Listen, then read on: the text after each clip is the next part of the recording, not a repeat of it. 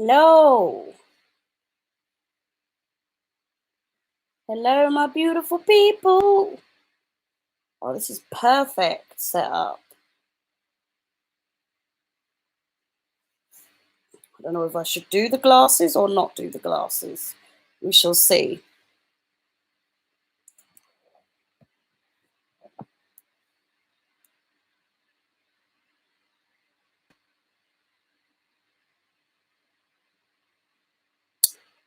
Hi.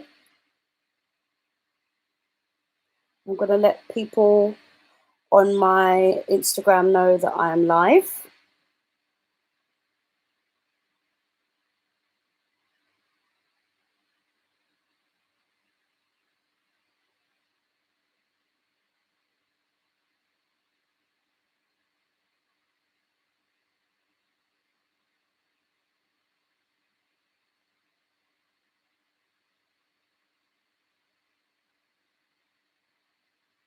How is everybody?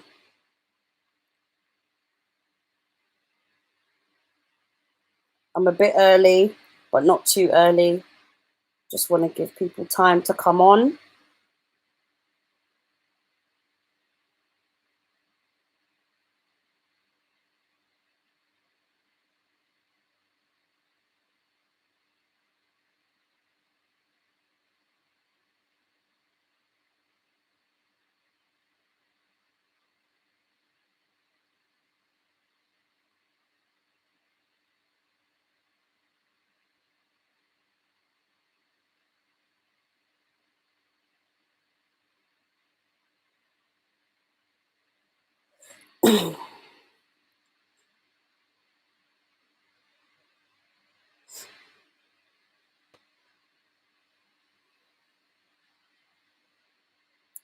I'm not saying much at the moment because there isn't really much to say right now.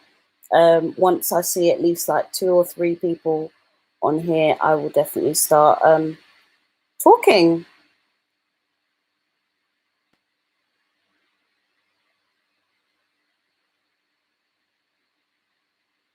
Hello.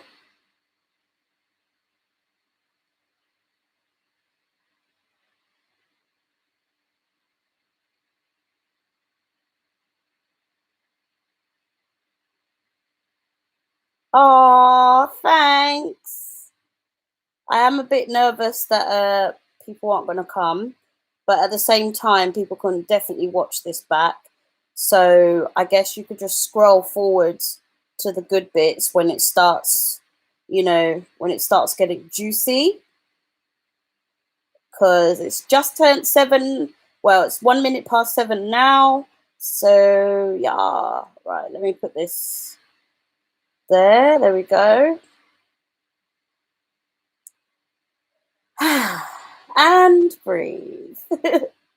And breathe. I'm glad the lighting is good. Obviously, you can see my ring light, which is a little bit annoying in my glasses. I don't know whether if I take the glasses off, there we go. I think it's a bit better. Oh wow, Chelsea is currently live as well. For everyone to come on. I personally just got home from Carlsbad, San Diego. Oh wow. Okay. I think we should get started now.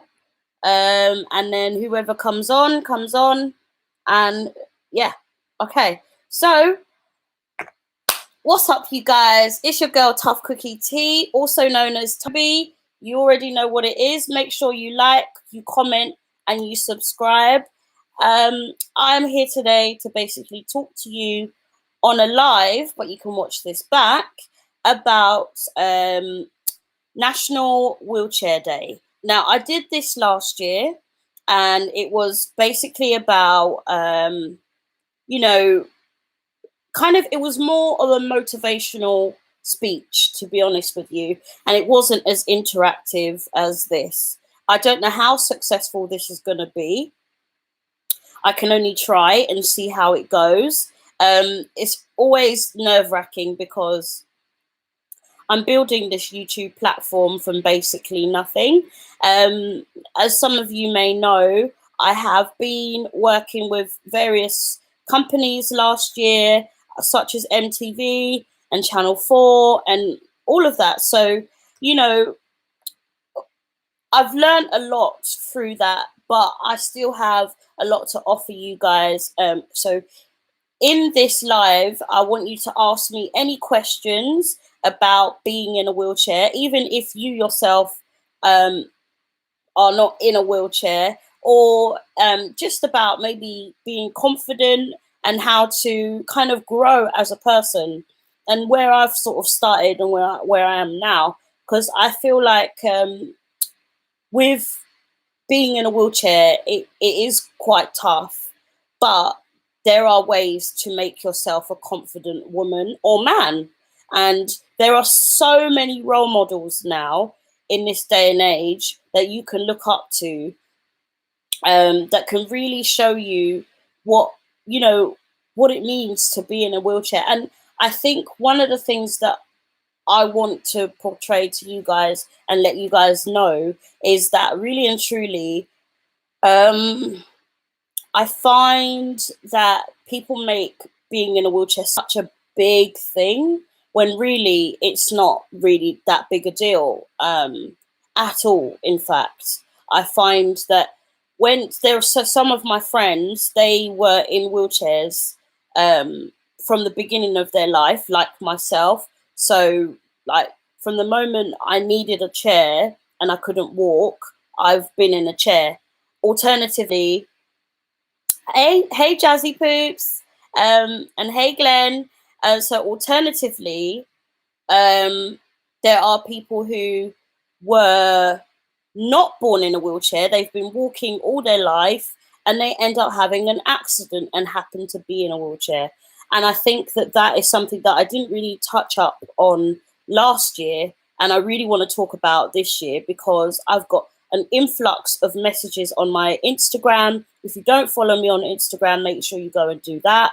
And on my Twitter and on Facebook sometimes, about confidence and how do I used to be a dancer and I want to get back into dancing, but now I'm in a wheelchair, I don't know how. So there's just a lot of stigma around being in a wheelchair, and it's quite a lifestyle change. As much as people wouldn't like to say that being in a wheelchair is an identity, in my opinion, I think it is an identity. And I'm proud of my wheelchair the same way I'm proud of being a black woman, you know? Hey. So, like, I want to talk about that, about how, okay, let's say you've just become a wheelchair user and now you want to know a bit more about what it means to be a wheelchair user. What does that entail? So I've got a few notes on my phone about like various topics I wanted to talk about, that I know that some of you already asked me before this particular live. So one of the things that someone asked me, she actually emailed me, and I apologize, I haven't emailed you back, but she asked me about cost of wheelchairs and the maintenance. So let's start with the cost of a wheelchair, or just being disabled in general, right? The cost of living when you are in a wheelchair is much higher.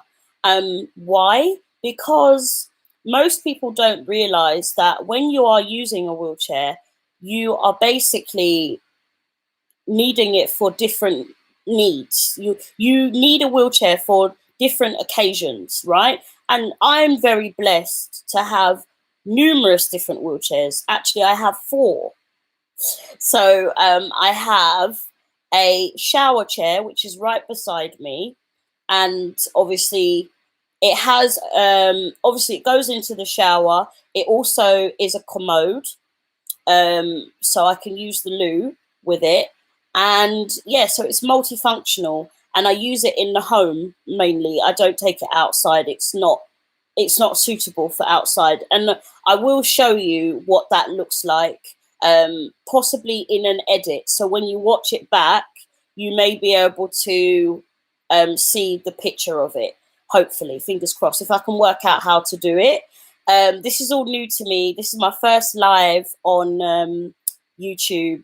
I've never done it before, and I'm just, it's a bit scary, but it's all cool. It's all good. So anyway, so yeah, there's a shower chair. There is also an electric wheelchair that I have, which cost an arm and a leg. But that electric wheelchair is for shopping when the weather is bad and when I'm in a lot of pain, or when I'm going to hospital. So those are the reasons why I particularly have an electric wheelchair. I have an NHS wheelchair. The NHS wheelchair, thank you. The NHS wheelchair is basically my very first wheelchair I've ever had in my life. I never knew that there was this array of different wheelchairs. So I started off with the basics, and my wheelchair was teeny tiny. I used to be so skinny, and really, really slim. And I think I was 5 when I first had my wheelchair, and of course it was purple. I mean, hello, purple is my favorite. I say this in every video. It's my absolute favorite. I love purple. So yeah, I wanted something that I would feel proud of. And I would say to you, if you are new to being in a chair, definitely get a chair that you feel proud of. And if you don't have a chair that you feel proud of, let's look into that and let's see if we can get funding, because there are charities, no matter where you are in the world, that are willing to help you get a better suited chair for you. Maybe possibly not the third world countries, and in, you know, later on down the line, I would quite like to make sure that, you know, disabled people in third world countries get better suited wheelchairs. But we'll get there, you know, little baby steps, you know, or baby wheels.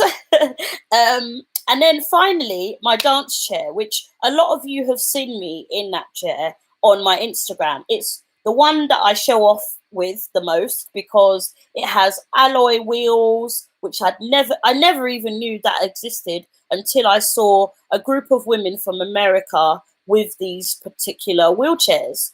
And you can customize it any way you want. So I got matte purple on the body of the chair, and it's super light, super lightweight. You can lift it, you can whatever. To some people they would say that's heavy, but because I've got brittle bones, I need a slightly heavier chair so I'm not likely to fall out, because I break bones really easily.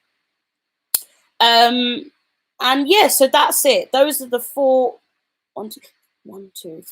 wheelchairs that I have. If I said 5, my mistake, sorry, I mean 4. So that is the electric wheelchair, the commode / shower chair, the NHS wheelchair, and my dance chair. Dance chair is the one that I love the most. I take it to work, I take it to job interviews because I feel the most confident in it. The NHS chair is for when I go to you know, countries that I don't feel the most. It's more stable, that chair, basically. And so recently I came back from Rome, and that wheelchair, I'm glad I took it because it's nice and stable on, you know, unstable roads and stuff like that. And my electric wheelchair is super heavy. It goes up and down so I can reach cupboards. So yeah, they've got wheelchairs now where you can reach cupboards. And it leans all the way back, so I'm able to lie down and recline, and the feet come out and everything. It's perfect. And it also goes really low for me. And the best thing about it is it clips right into my car. So my car has like a lock-in system.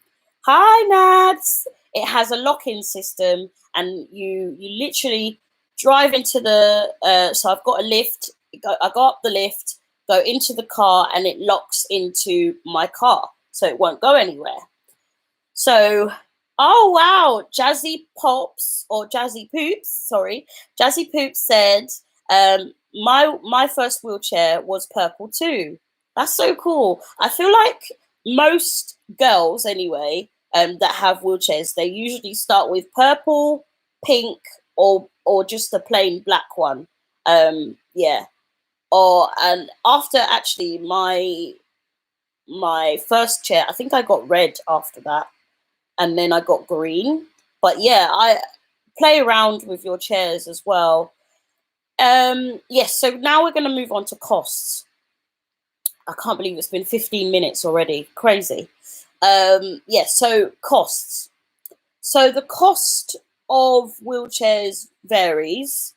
An average wheelchair that is like actually functioning and works really well and isn't too heavy and doesn't look too clunky for someone between the ages of like let's say 13 all the way up to like 55, something like that. So the reason why I say that is because with children's size wheelchairs you get loads of different options, and with elderly you don't have much option. It's kind of it's a bit restrictive, and you don't want that kind of elderly chair when you are in your mid 30s or your mid 20s, etc. So Rolling Metal said, my first chair that I got at 3 years old was blue. Otherwise, it was horrible. Weighed like 15 kg. Oh my gosh. Oh, I feel your pain, man. Listen, the worst thing is having a chair that weighs a ton and it weighs heavier than you. I can't stand that. And I don't think people realize that the people that are walking right now and you're watching me, you guys, it's like wearing heavy what are those shoes, Timberland boots. It's like wearing heavy Timberland boots everywhere, all day, every day, even to bed. Before you get into bed, you've got them on. It's just, it's horrific. So I would say getting a like, for me anyway, getting a lightweight wheelchair is really important for me. And the cost of wheelchairs usually, as I say, is about 5k upwards. Yep, I said it. 5k upwards. 5k is yeah. I mean, you can get cheaper ones than that, but a decent one. I mean, yeah, you could get a chair for any amount. To be fair, you could get for like £300, but it's not going to be sustainable. It's not going to be, it's not going to last. So having a wheelchair that kind of really lasts, that longevity, it really makes a difference to someone's life. And I'm sure that those in a wheelchair watching right now can attest to that it really does make a huge difference.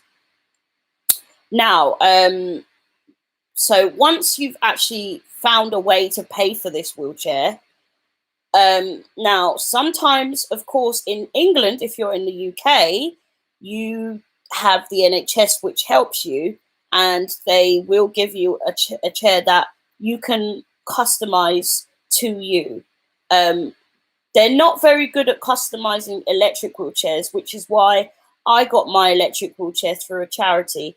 And anyone else that is about my size, like that are little people or have dwarfism or are very short or are very tall, actually, let me not discriminate, because there is a friend of mine who's really, really tall, and she says she struggles with wheelchairs as well. Her name's Rolling Funky.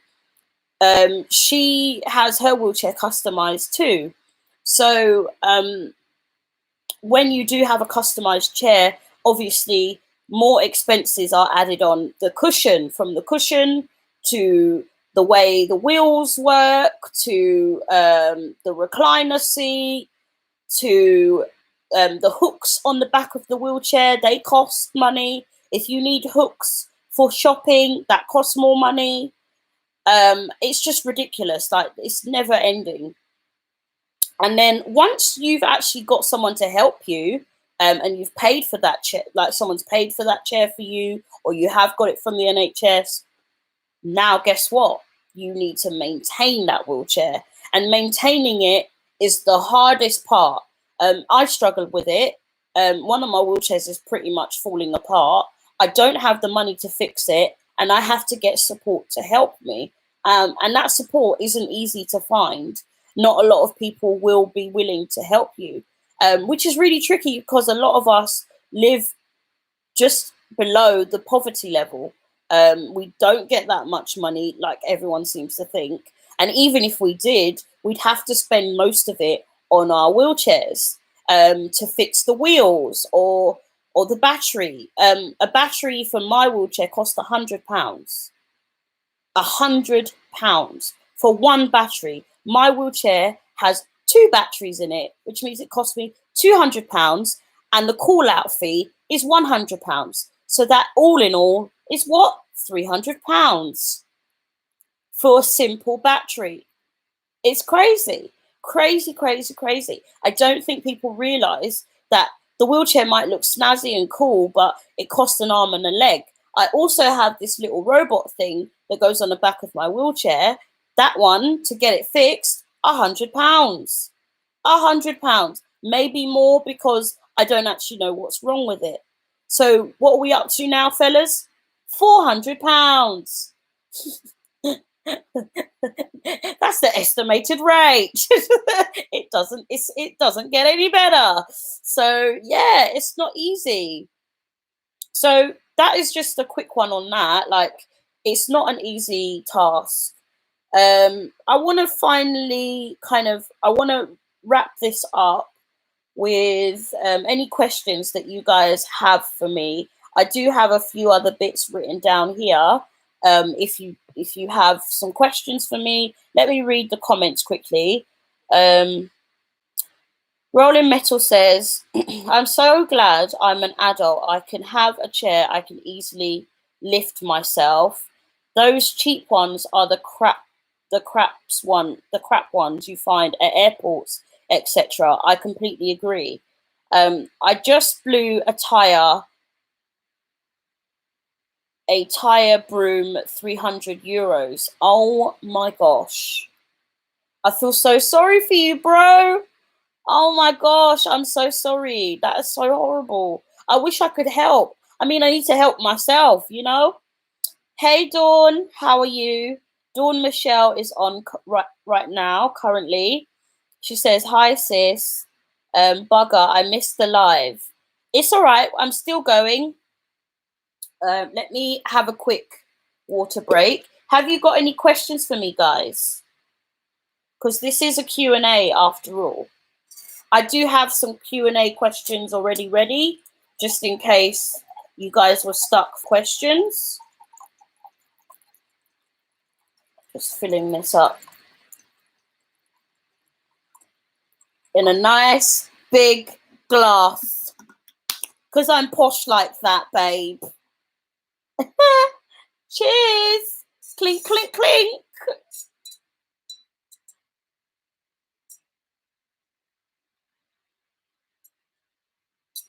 Thank you, boo. Glenn says, I'm doing amazing. Thank you. I appreciate it. I will say, by the way, that when you do have a wheelchair, it isn't the only disability that come with costs. But I would say it's the most expensive disability that I can think of that you have to upkeep. I would say the next one after that would be probably if you were deaf or blind, because you need a dog, like a guide dog, and that the cost of having a guide dog is quite a lot of money. And obviously the cost of having your hearing aids sorted and stuff like that. One of the lovely ladies that is on this live right now, she uses artificial limbs. I think she gets help from the NHS, but if she wanted more snazzy ones, which her and I have been looking at, her name is Glenn. I'm sure she'd want me to shout her out. I'm sure of it. But yeah, she's Glenn the Great, by the way, on Instagram. And yeah, so she's recently actually been on a advert all across different UK TV on an advert called This Girl Can. It's a campaign, sorry, and an advert. And yeah, she took off her legs, her artificial limbs, and swam in the pool and stuff. But I wonder how much it is for those, you know. Glenn, could you tell us how much roughly you have to pay for those, or if you have to pay at all? It's an interesting one that I think as much as I'm proud of being in a chair, I do think that these wheelchair companies do take advantage at times because they know that we need it. They know that, you know, for tire pops, like Rolling Metal's tire, that it will essentially cost them an arm and a leg because they need that, you know, they need their tire fixed. Our wheelchair are our legs, are our shoes. That's why it's good to have an array of different wheelchairs, but not everyone can afford that. I'm very lucky. The reason why I have so many is purely on the basis that I have fought for it. I really fought for it, and I requested, and I was denied the electric wheelchair and the shower chair for a long time. I didn't have that for a long time. In fact, I didn't even know that I was eligible for one. I always, through the snow, through the rain, through everything, I would just use my raw hands, my manual, and use my manual wheelchair up hills and all sorts of stuff. Now I'm getting older now. I could never do that now. There's no way. I don't have the energy. I don't have the strength. Rolling Metal says, my mate uses a speaking aid. Not sure what it's called in English. That is not cheap either. Oh yeah, like the iPad. Like the iPad to talk. That costs, that's expensive. Very expensive. Very, very, very, very expensive. I would dread to think. But I'm hoping maybe next year that I would bring more facts and figures for you guys, and you guys can kind of really understand the weight and the severity of what disabled people really go through. Okay, let me go through to the next question, seeing as no one on my live currently has any questions for me. I could try and go live on my Instagram as well to see if anyone's got any questions and answer on here. That might be an idea.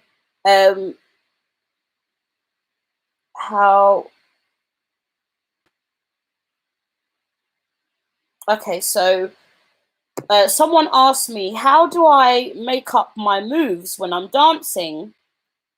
How do I adapt it to my wheelchair when I'm dancing and other people are standing up? How do I do it?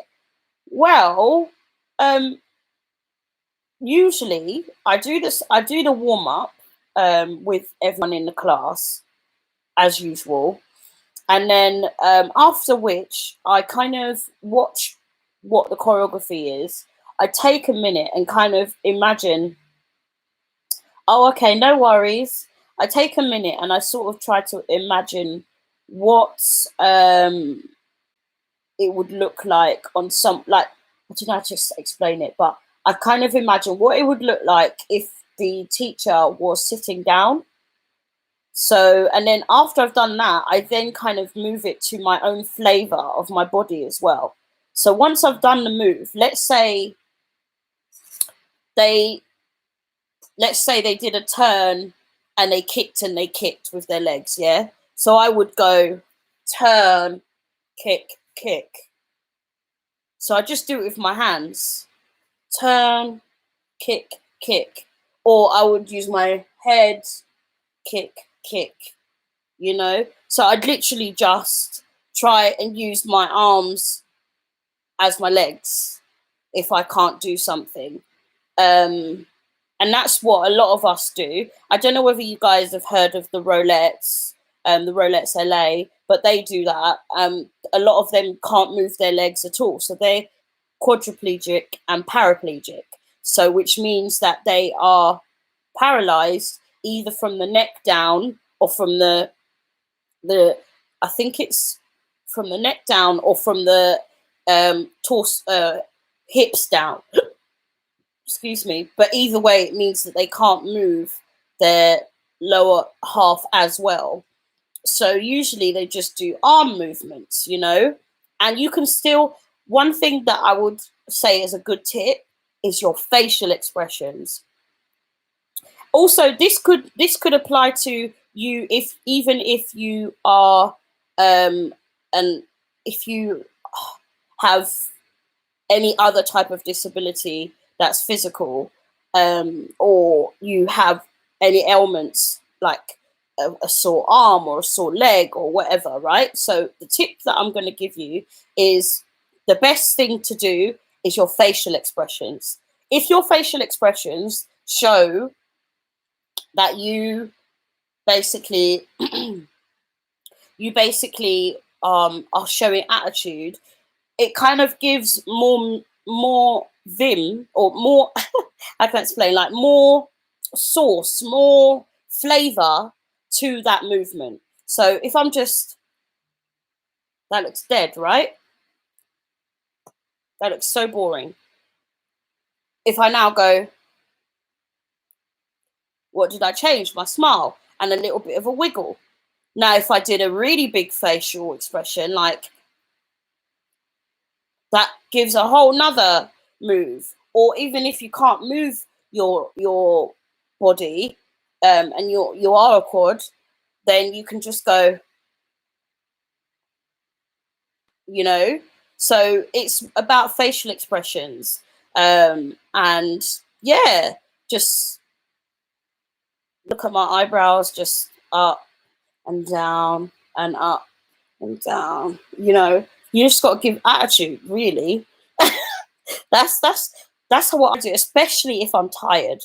If you guys watch me dancing and you see me and I'm not moving that much, but my facial expressions are doing the most, that's how you know 9 times out of 10 I have either done the choreography so many times that I'm so tired, I'm done out here, that I'm just going to give you face.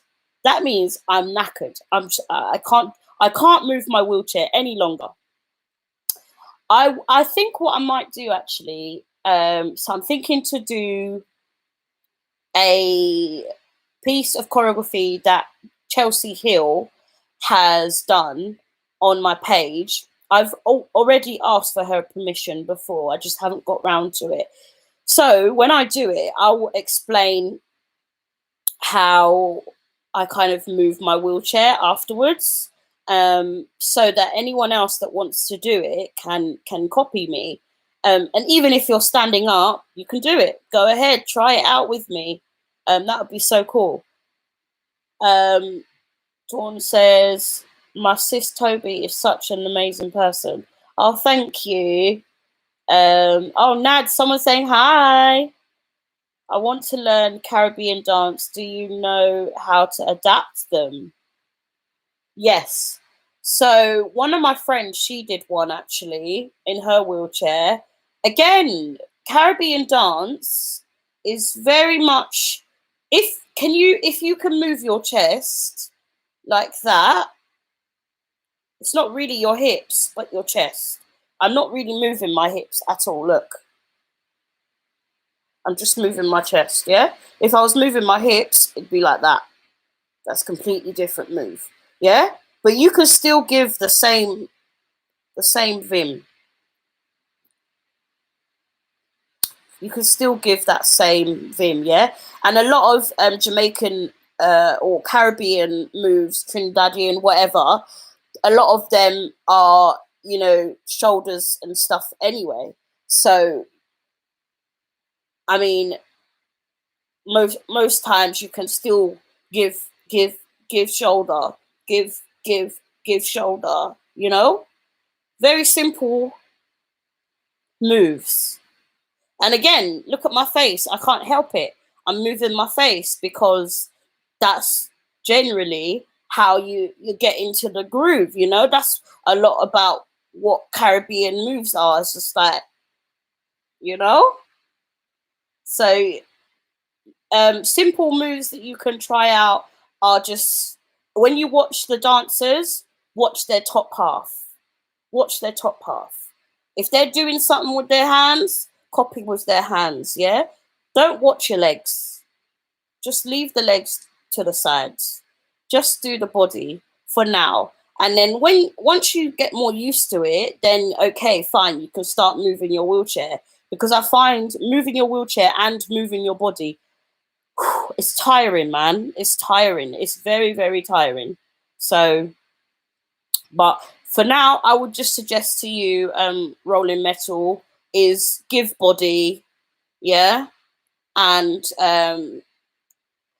you can still touch your wheelchair now and again. You can give it a little tap on the wheels or tap on the front part of your chair. You know, you can still do a little something like that. And if you can do a wheelie, pop a little wheelie at the end.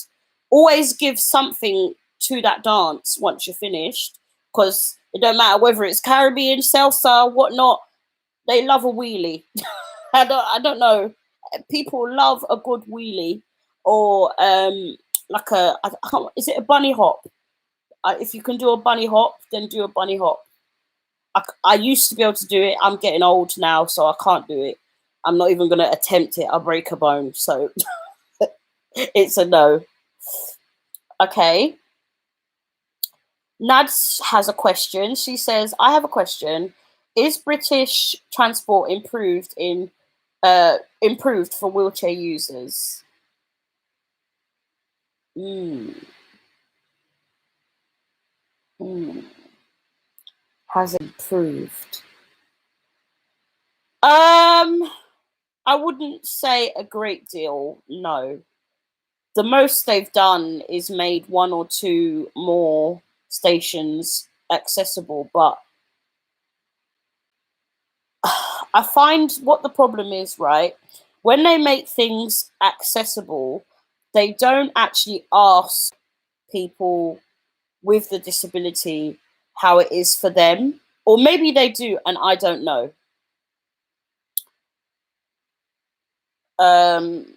But yeah, I wouldn't say so right now. No, I just think it's too complicated, from in my opinion, and because they're cutting staff on London Undergrounds and railway stations, it's getting worse.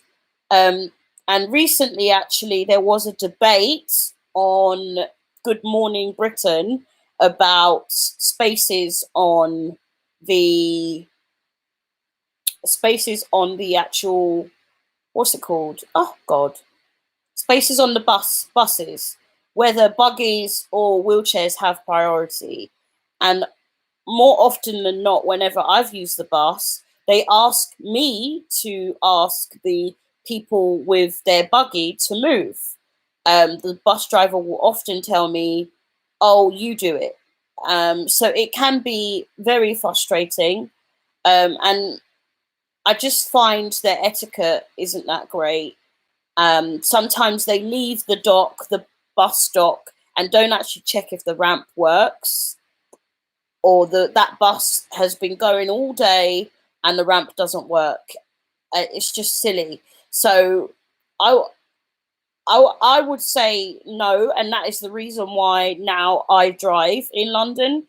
It may seem silly to most. Why would you drive in London? But it's because whenever I use public transport in London, I always have to allow at least an hour to an hour and a half to get anywhere, because I'm always late. There's always something wrong with the ramps. There's no staff at the platform, or they forget me on the train. I've been forgotten on the train before, and have ended up in Timbuktu, which is quite traumatic, and it can be quite scary. So now having a car, I feel so empowered.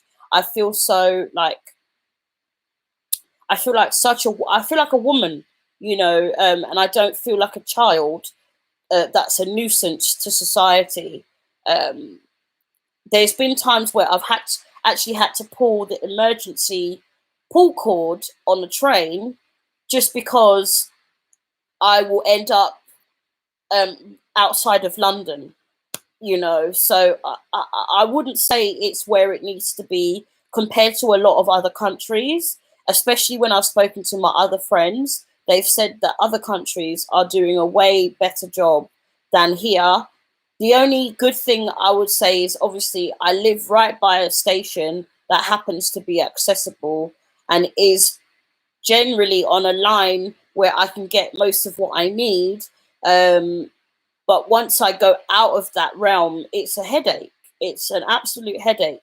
And unless you know where the lifts are and where the trains are, it's not fun. So, yeah, I would say definitely not. And imagine if it's hard for me, imagine what it must be like for people with special needs, with learning difficulties, that happen to be blind, that's deaf, whatever. It's not fun. And I've felt trapped in London many a time, many a time. Rolling Metal says, I've heard from someone that there was like 6 accessible stations in London area. Not 6, there's probably out of, let's say, 50 stations, there's about 27 stations that are accessible. So, yeah, not great. It's more now. It's probably about 30, 31, something like that, out of 50, which is still, I mean, I'm sure you get the point. Like, the ratio is really completely left. Is it true they have a disabled brands in airports for people to be fast tracked?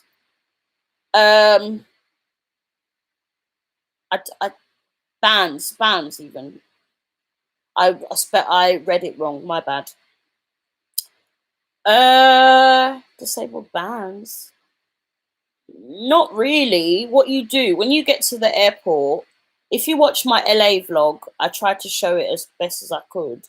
But when you get to the like, say you see British Airways and you see all the queues and there's someone standing there, you can ask them, oh, I'm going so and so plane. Then they will take you round to the front and they will flag someone to come and serve you. So it's not necessarily a band, but it's just like a known thing that someone needs to come and help you. You do need to book as well. I would suggest you book before, like, let's say 48 hours before you get on the plane, or when you've bought your ticket, and then do it again closer to the time, like the 48 hours. But yeah, normally if I just go to the actual airplane place, wow, you get the point. Airport. When I go to the airport, usually it's not so, crazy like that. But what happens is after you've given them your suitcases and stuff like that, you do have an area, an accessible, like an area it's usually a blue sign, and then you've got a place where you can all sit down and someone will come and pick you up and stuff like that. But I'm not sure about bands. Maybe I've just never noticed it. If you know more about it, do type it in the comments, because that is really helpful and useful. Loads of room for improvement, I'd say. Yeah. Generally, in the world, there's so much more to be done. Oh, the hidden disability wristbands. I haven't even, because I will say, just because I have a disability doesn't necessarily mean that I know about all of them. So I obviously I'm doing my best to understand about other people's disabilities now. But yeah, I don't really know much about hidden disabilities enough. I know that Glenn struggles at times because people assume that she can walk when actually she needs a wheelchair. So, but I'm not really sure whether there are wristbands. There probably are. The fact that you even brought it up, that means that it's a possibility. But because mine is so obvious, I guess I've never really thought about it. Um, I've never really had that issue, to be honest with you. Anyway, guys, any more questions? Dawn, do you have any more questions? Rolling Metal, do you have any more questions? And Nad, listen, I think what I'm going to do, as I said before, is I'm going to do a video like this again, maybe for International Disability Day or disabled people, disabled persons that, oh, whatever, a person with oh gosh, there is a particular way to say it, but disability, persons with disability day, I think that's what it's called, persons with disability day, something like that. When it's that day, maybe I will come with facts and figures and like bits of information like what you just mentioned in that particular video, so that people are aware of it. There are a few people that I could recommend for you guys to watch. I could actually do a video for that as well. Recommended disabled vloggers and YouTubers and social media activists, etc. I think that would be a quite a nice video to do as well, and I'll write them all down for you guys. From people with autism to people who have other various non like of like have other hidden disabilities, and who are physically disabled, etc., etc., etc. So I hope to do that in the future, and I hope to be of service and help for you guys. If you have any more questions for me, and you didn't write them today, and you didn't remember them, then please write them down in the comments. Remember to like, comment, and subscribe. Share this video if you wish to, and literally tell as many people about me.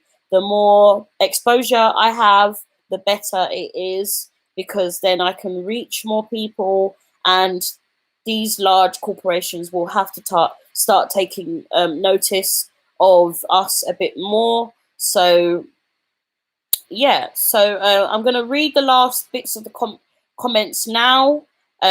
Again, remember to hit that like button, please. And yeah, let me quickly read the thingies.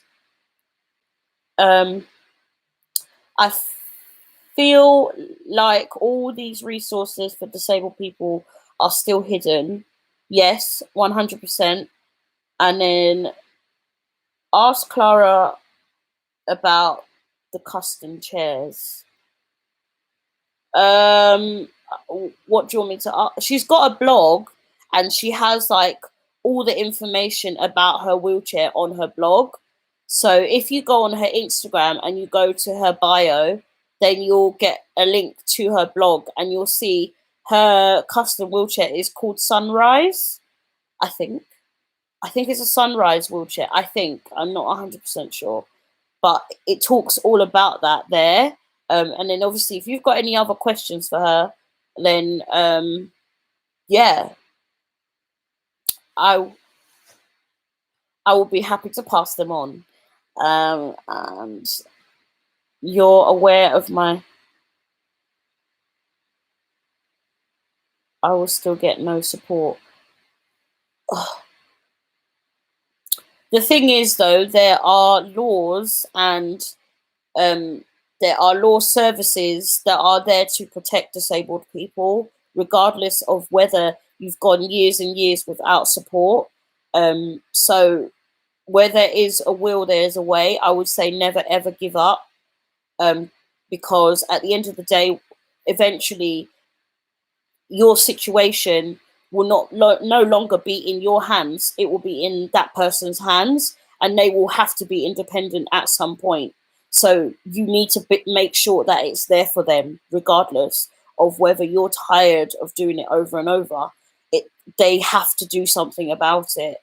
So yeah, we've got to find a way around it. And I've offered to help, and I'm still willing to help. There are services that I particularly use, and they are very useful.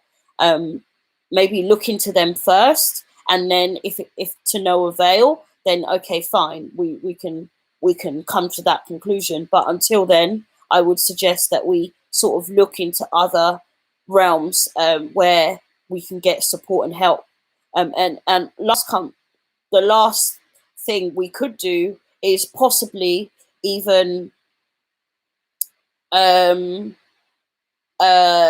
bring more light to it in the public if needs be, because as I said, these things are outlawed. They have been out. Disabled people like me have already fought for these particular reasons, so that these things don't happen. So there must be a way. There's, we're in England. We're not in, a third world country. We have to find a way. Yeah, getting benefits is a fight, and it's not been easy for me either. Trust me. Just because you see a nice house now doesn't mean that I came from,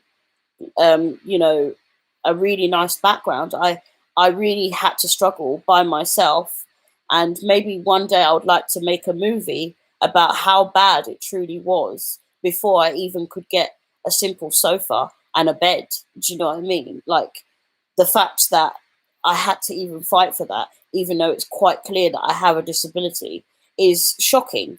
But I have it now because I got the right people on board. It took time, but we got there. So if I can do it, and I did it on my own, then I'm sure we can find a way. Anyway, I want you guys to love each other, take care of each other, think about others outside of your world, and learn from each other. That's what I'm doing this for, is to learn from each other. So again, like, comment, and subscribe. I love you guys so very much. Thank you for supporting me. To see at least 5 people on this live means so very much to me. Like, I'm so grateful. I'm forever grateful. I'm humbled for this experience. I was so scared, but yeah, take care. Bye.